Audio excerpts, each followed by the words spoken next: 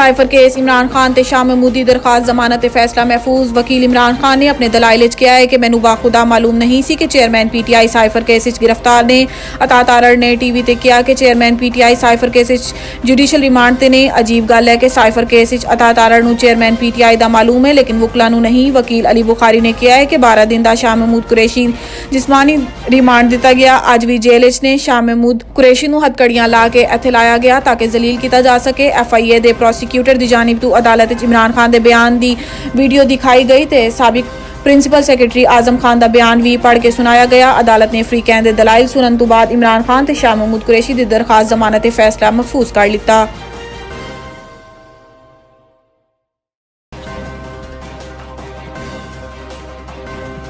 Cipher case Asad Umar दी दरखास्त जमानत कबल अज गिरफ्तारी मंजूर। जज अबुल हसनान जुल्करनैन ने FIA प्रोसिक्यूटर दे बयान दी रोशनी जमानत मंजूर कर ली। असद उमर नू 50,000 रुपए दे जमानती मचल के जमा करवाने की हदायत की गई।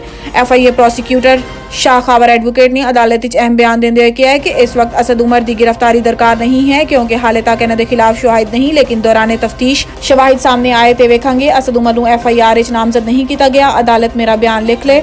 ऑफिशियल सीक्रेट एक्ट अदालत चेयरमैन PTI शाह महमूद कुरैशी ते असद उमर के खिलाफ साइफर केस की समाअत की गई।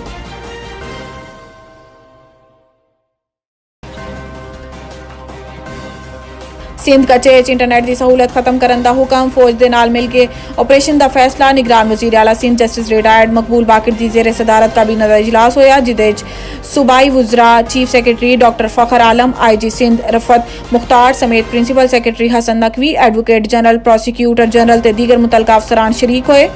IG ने दस्या है कि 2023 तो 2018 लोग अगवा हुए जिन्हें 207 बाजियाब ते 11 लोग हाले तक यरगमाल ने।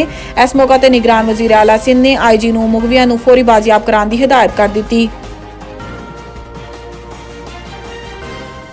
डॉलर दे रेट मजीद घट हो गए। कराची करंसी की गैर कानूनी कारोबार मुलविस अनासिर के खिलाफ ताबड़तोड़ कार्रवाइयां दे $22 बैकफिट ते इंटरबैंक मार्केट डॉलर की कदर मजीद ₹1.09 की कमी तो ₹297.73 की सतह ते आ गई। ओपन करंसी मार्केट भी $3 की कमी तो ₹298 की सतह ते आ गया।